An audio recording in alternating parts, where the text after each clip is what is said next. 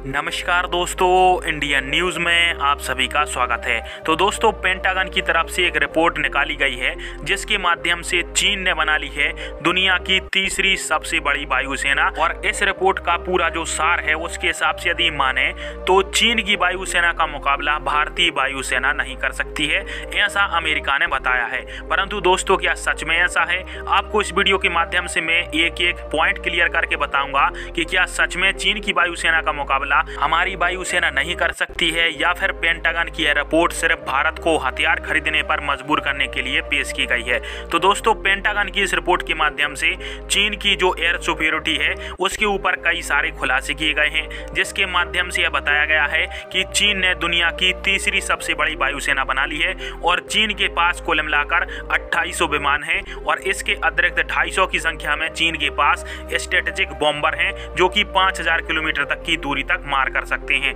और इसमें साफ साफ यही बताया गया है कि चीन की जो वायुसेना है वो सबसे बड़ी वायुसेना है और अमेरिका के अतिरिक्त इस वायुसेना का मुकाबला और कोई देश नहीं कर सकता है। परंतु दोस्तों, आप सभी को मैं साफ साफ बता दूं कि चीन के पास जितने भी फाइटर जेट हैं उसने खुद के दम पर डेवलप नहीं किए हैं और उसने या तो रूस से या फिर अमेरिका की एडवांस 5th जनरेशन के फाइटर जेटों की टेक्नोलॉजी को चुराकर अपने फाइटर जेटों को बनाया है। और यदि बात करें चीन के बॉम्बरों की, तो रूस ने ये बॉम्बर आधी कीमत में भारत को ऑफर किए थे, परंतु भारत ने इन बॉम्बरों को खरीदने से तक इनकार कर दिया था, क्योंकि ये जो बॉम्बर हैं वो बहुत ही पुराने हो चुके थे और इन्हीं बॉम्बरों को चीन ने खरीद लिया। इसके पश्चात इन्हीं बॉम्बरों को मॉडिफाई करके चीन यह बताता है कि हमारे बहुत ही घातक और लंबी दूरी तक मार करने वाले बॉम्बर हैं। और दोस्तों, यदि चीन के 5th जनरेशन के फाइटर जेट J-20 की बात करें तो J-20 फाइटर जेट ने किसी भी युद्ध तो छोड़ो, किसी भी युद्ध अभ्यास तक में हिस्सा नहीं लिया है। इसके अलावा J-20 के ऊपर कई सारी खबरें निकल के सामने आई थी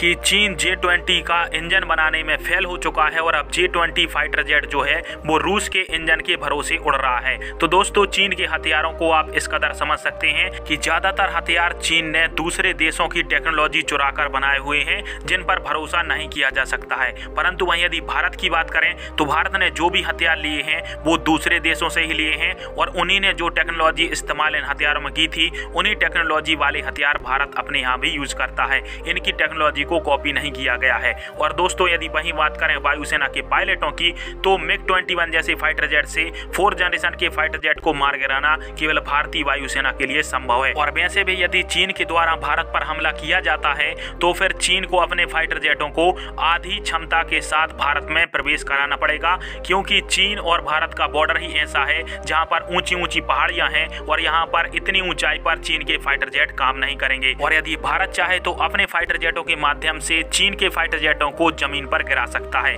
कमी सिर्फ इतनी है कि दोस्तों, जब तक भारत का S-400 LAC पर तैनात नहीं हो जाता तब तक भारतीय वायुसेना के लिए चीन की वायुसेना से मुकाबला करना थोड़ी बहुत चिंता का विषय हो सकता है, परंतु नामुमकिन नहीं हो सकता, क्योंकि भारतीय पायलटों और भारतीय सेना के फाइटर जेटों में इतनी ताकत अवश्य है कि चीन के फाइटर जेटों को चीन में घुसकर या फिर भारत की सीमा में ही रहकर आसानी से ध्वस्त कर सकते हैं। और दोस्तों, अमेरिका ने ऐसी रिपोर्ट इसलिए जाहिर की है क्योंकि चीन और भारत के बीच में तनाव को लेकर अमेरिका भारत से अपना रक्षा क्षेत्र का समझौता और ज्यादा बढ़ाना चाहता है और अमेरिका यह चाहता है कि अमेरिकी फाइटर जेट भारत खरीदे। परंतु दोस्तों, चीन की यदि इतनी हिम्मत होती तो अभी तक इतने सालों में चीन ने एक बार भी भारतीय सीमा में प्रवेश क्यों नहीं किया, जबकि चीन हर देश की सीमा में जाकर घुस जाता है। बाकी आप सभी की इस टॉपिक पर क्या राय है, कमेंट बॉक्स में फिर राय अवश्य दीजिएगा। वीडियो देखने के लिए धन्यवाद। जय हिंद, जय भारत।